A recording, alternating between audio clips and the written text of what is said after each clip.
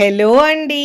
ఈరోజు మన కిచెన్‌లో చాలా ఈజీగా, సింపుల్‌గా చేసుకునే ఒక మంచి బ్రేక్‌ఫాస్ట్ రెసిపీని ఎలా చేయాలో చూపించబోతున్నానండి. ఇలా చేసుకొని బ్రేక్‌ఫాస్ట్ తిన్నారంటే వారంలో 2, 3 సార్లు చేసుకొని తింటారండి. రోజు తినే ఇడ్లీ, దోస రుచి మర్చిపోతారు. అంత టేస్టీగా ఉంటుందండి. సాఫ్ట్‌గా, స్పాంజీగా తిన్న కొద్దీ తినాలనిపిస్తాయండి. ఇలా చేసి పెడితే పిల్లలు, పెద్దలు కూడా చాలా ఇష్టంగా తింటారు. మళ్ళీ మళ్ళీ కావాలంటారండి. అంత టేస్టీగా ఉంటుంది. మరి ఇక ఆలస్యం చేయకుండా ఈ బ్రేక్‌ఫాస్ట్‌ని ఎలా చేయాలో ఆ ప్రాసెస్‌ని ఇప్పుడు చూద్దాం రండి. ముందుగా ఇక్కడ నేను ఒక మిక్సింగ్ బౌల్ తీసుకొని దాంట్లో 1 కప్పు అటుకులు తీసుకున్నానండి. అటుకుల్ని ఇలా శుభ్రంగా వాష్ చేసుకున్న తర్వాత వాటర్ వేసుకొని ఇలా శుభ్రంగా వాష్ చేసుకోవాలండి.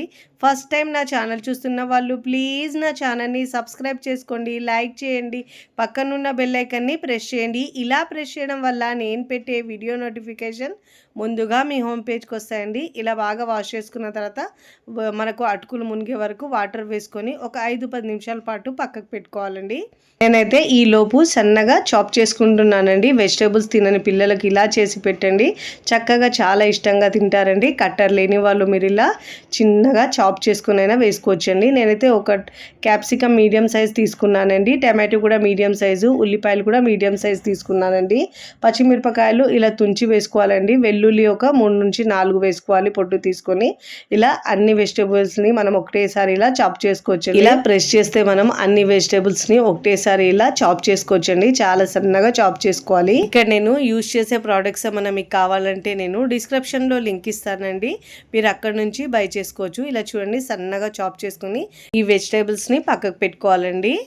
ఇక్కడ చూడండి, అటుకులు కూడా చక్కగా నానాయండి. ఇప్పుడు మిక్సీ జార్ తీసుకొని మనం ఈ అటుకుల్ని వేసుకోవాలి. మీరు దీంట్లో సన్నగా కట్ చేసుకున్న తర్వాత క్యారెట్ కూడా వేసుకోవచ్చండి. నా దగ్గర లేదని వేయలేను. క్యారెట్ వేస్తే కూడా చాలా బాగుంటుంది. ఇప్పుడు ఇలా అటుకులు వేసుకోవాలండి. ముందుగా అయితే ఇలా అటుకులు వేసుకోవాలి. చాలా సింపుల్గా చేసుకోవచ్చండి. చాలా తక్కువ టైంలో ఇన్స్టెంట్గా అప్పటికప్పుడు చేసుకోవచ్చు. ఇలా అటుకులు వేసుకున్న తర్వాత అదే కప్పుతో 1 కప్పు సూజీ, బొంబాయి రవ్వ, ఉప్మా రవ్వ అంటారు కదండి, అది 1 కప్పు వేసుకోవాలి. అదే కప్పుతో 1/2 కప్పు దాకా పెరుగు వేసుకోవాలి. ఇప్పుడు దీంట్లో మళ్ళీ 1 కప్పు వాటర్ వేసుకోవాలి. కొలతలు మళ్ళీ రిపీట్ చేస్తున్నాను చూడండి. 1 కప్పు అటుకులు, 1 కప్పు రవ్వ, 1/2 కప్పు పెరుగు, ముందైతే 1 కప్పు వాటర్ వేసుకోవాలండి. ఇలా వేసుకొని గ్రైండ్ చేసుకోవాలి. గ్రైండ్ చేసేటప్పుడు మళ్ళీ 1 కప్పు దాకా వాటర్ పడుతుందండి. చూసుకుంటూ వాటర్ని యాడ్ చేసుకోవాలి. బ్యాటర్ అనేది మరీ పల్చగా చేయొద్దండి. ఇలా గ్రైండ్ చేసుకున్న తర్వాత ఈ పిండిని మనం ఒక మిక్సింగ్ బౌల్లోకి తీసుకోవాలి. చూడండి, ఇలా స్మూత్గా చాలా సాఫ్ట్గా గ్రైండ్ చేసుకోవాలండి. చాలా మెత్తగా గ్రైండ్ చేసుకొని మిక్సింగ్ బౌల్లోకి వేసుకోవాలి. ఇప్పుడు దీంట్లో రుచికి సరిపోయినంత ఉప్పు వేసుకోవాలి. ఉప్పు మీ టేస్ట్ని బట్టి యాడ్ చేసుకోండి. ఇప్పుడు దీంట్లో సన్నగా కట్ చేసుకున్న కొత్తిమీర ఒక 1/4 కప్పు దాకా వేసుకోవాలి. ఇలా 1/4 కప్పు దాకా వేసుకున్న తర్వాత ముందుగా మనము చాప్ చేసుకున్న వెజిటేబుల్స్ ఉన్నాయి కదండి, ఆ వెజిటేబుల్స్ అన్నీ దీంట్లో వేసుకోవాలి. మనం అన్నీ కలిపి చాప్ చేస్తున్నాం కదండి, అప్పుడే మనము క్యారెట్ ముక్కలు కూడా వేస్తే ఈజీగా చాప్ అయిపోతాయి. ఇప్పుడు స్పూన్తో బాగా మిక్స్ చేసుకోవాలి. టిఫిన్కి ఎలాంటి పిండి లేనప్పుడు ఇన్స్టెంట్గా అప్పటికప్పుడు చేసుకోవచ్చండి. వీడియోని మీరు ఎక్కడ స్కిప్ చేయకుండా పూర్తి వీడియో చూస్తేనే మీకు బ్రేక్ఫాస్ట్ అనేది పర్ఫెక్ట్గా వస్తుందండి. కన్సిస్టెన్సీ చూసుకొని, ఒకవేళ బ్యాటర్ అనేది మనకు గట్టిగా అనిపిస్తే కొద్దిగా వాటర్ని యాడ్ చేసుకోవాలి. చూడండి, నేను వీడియోలో చూపించిన విధంగా కన్సిస్టెన్సీ ఇలా ఉండాలండి. ఇప్పుడు మనం ఈ బ్రేక్ఫాస్ట్ ఇన్స్టెంట్గా చేస్తున్నాం కాబట్టి దీంట్లో 1/2 టీ స్పూన్ దాకా వంట సోడా వేసుకోవాలండి. వంట సోడా వేసుకోవడం వల్ల సాఫ్ట్గా, స్పాంజీగా చాలా బాగా వస్తుందండి. ఇప్పుడు ఇలా వంట సోడా వేసుకున్న తర్వాత ఈ పిండిలో సోడా కలిసే విధంగా బాగా మిక్స్ చేసుకోవాలి. చూడండి, కన్సిస్టెన్సీ అయితే ఇలా ఉండాలండి. బ్యాటర్ పల్చగా కాకుండా, మరీ గట్టిగా కాకుండా ఇలా మీడియంగా ఉండాలి. ఇప్పుడు ఇలా బాగా మిక్స్ చేసుకున్న తర్వాత ఇప్పుడు మనకు బ్రేక్ఫాస్ట్కి అయితే పిండి రెడీ అయిపోయిందండి. ఇలా మనం వంట సోడా వేసుకున్న వెంటనే బ్రేక్ఫాస్ట్ని ప్రిపేర్ చేసుకోవాలండి. వంట సోడా వేసుకున్న తర్వాత ఎక్కువసేపు ఉంచితే మనకు ఆ ఫ్లఫీనెస్ అనేది తగ్గిపోతుందండి. వెంటనే వేసుకోవాలి. ఒకవేళ మీరు టైం ఉంటే మీరు వేసేటప్పుడు వంట సోడా కలుపుకొని దోశల్లాగా వేసుకోవచ్చు. ఇప్పుడు స్టవ్ మీద ప్యాన్ పెట్టుకొని ఒక 1/2 టీ స్పూన్ దాకా ఆయిల్ వేసుకొని ఇలా ఈక్వల్గా స్ప్రెడ్ చేసుకోవాలి. ఇప్పుడు నేను పెద్ద గరిటెతో 2 గరిటెలు పిండి వేసుకుంటున్నానండి.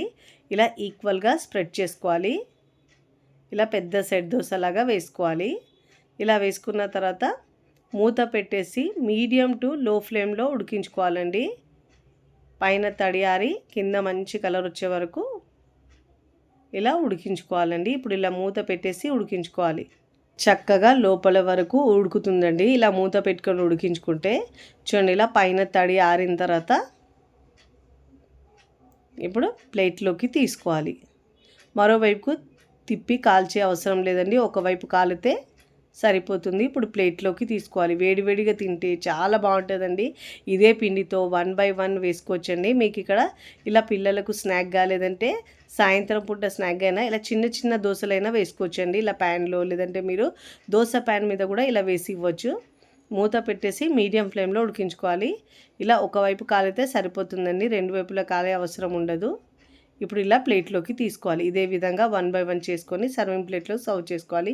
చాలా ఈజీగా, సింపుల్గా, టేస్టీగా చేసుకునే బ్రేక్ఫాస్ట్ మీకు నచ్చితే మీ అభిప్రాయాన్ని తప్పకుండా కమెంట్ ద్వారా తెలియచేయండి. తుంచితేనే తెలుస్తుంది ఎంత మృదువుగా వచ్చిందో. వీడియోని లైక్ చేయండి, లైక్ చేసి హై బటన్ని నొక్కండి. ఫ్రెండ్స్ ఫ్యామిలీకి షేర్ చేయండి. మరికొన్ని టేస్టీ సింపుల్ క్విక్ రెసిపీస్ కోసం నా ఛానల్ని సబ్స్క్రైబ్ చేసుకోండి. Thanks for watching. బాయ్.